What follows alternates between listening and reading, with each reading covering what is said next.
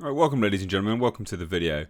For those that have watched The Acolyte, the headline and what I'm about to say will come as a pretty massive shock. For those that haven't, I think it will still come as a bit of a shock. So, the showrunner, Leslie Headland, is deluded. That's not a shock. Okay. But just like the scale that she's deluded is a shock. She genuinely believes that the final lightsaber fight in The Acolyte, so that final episode lightsaber fight, tops anything in The Phantom Menace and also tops The Matrix. Yeah. I just want that to sit there for a little bit, ruminate. Just think about that. So that epic Darth Maul fight in The Phantom Menace, that epic score. And anything in The Matrix is beaten by The Acolyte's final fight. According to her, she genuinely believes that that is the case. Shocking. But this whole statement here, and we'll take a look in a minute at an article, this whole statement and that headstrong mentality surrounding it is perfectly representative of Hollywood overall and why and how they keep failing. You've drunk your own Kool-Aid. You are deluded.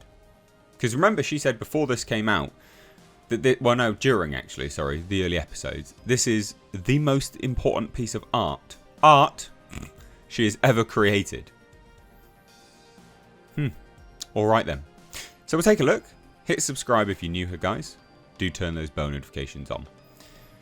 So here we have it. Here's an article, which is just referencing a Collider article, but it's a pretty good one, to be honest, this whole article here. So, the Acolyte series' final fight, Leslie Headland believes tops The Phantom Menace and The Matrix.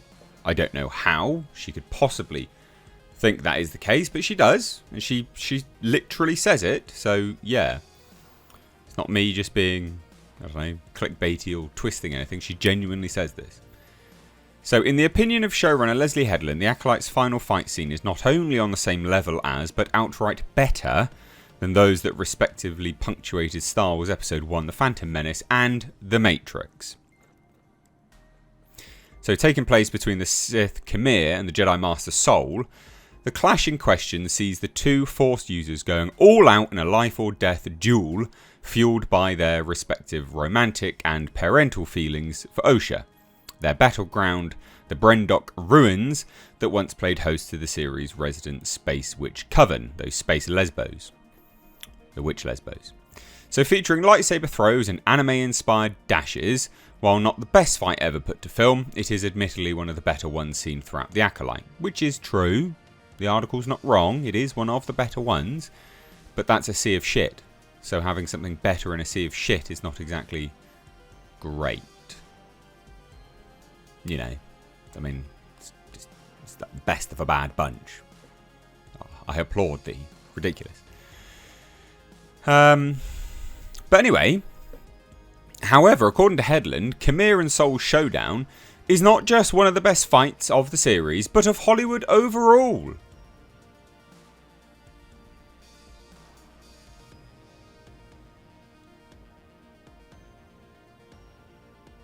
What?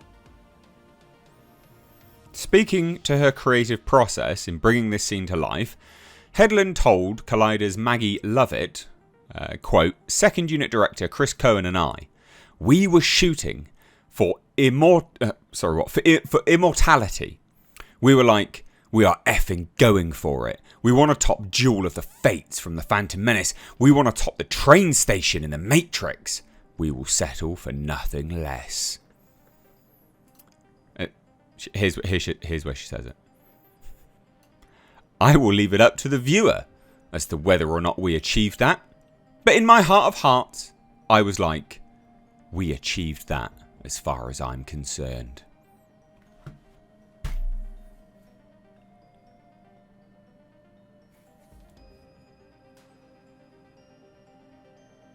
I've taken shits more entertaining than this.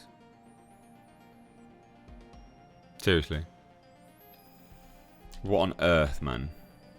These people are genuinely deluded. Now, it's really evident that this series had a lot of edits and potential reshoots as well.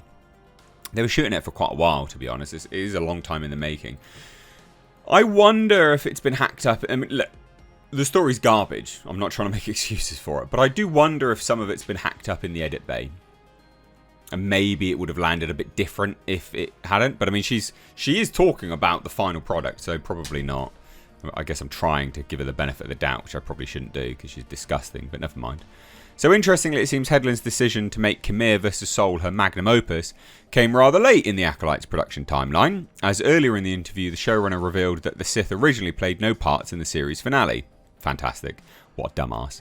Initially, we weren't going to see him in Episode 6. In Episode 6, she was going to leave him, go and do her thing in the finale, and then return to him at the end of the last episode.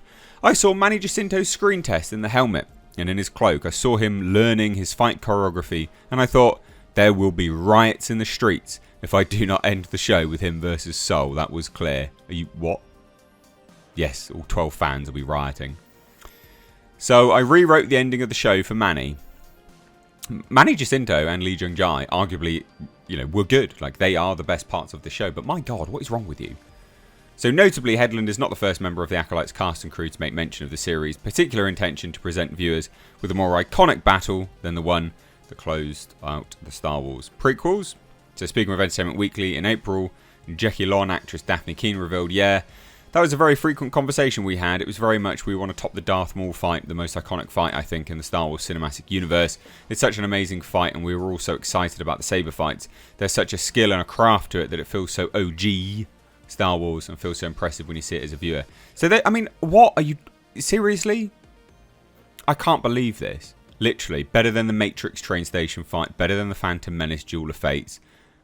We achieved it as far as I'm concerned. As far as I'm concerned, you're mental.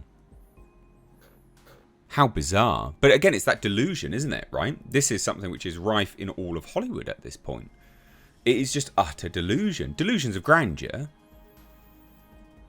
Which is such a great phrase. And so palpable, tangible when referencing Hollywood. You can feel it. It's the perfect phrase for Hollywood. Delusions of grandeur.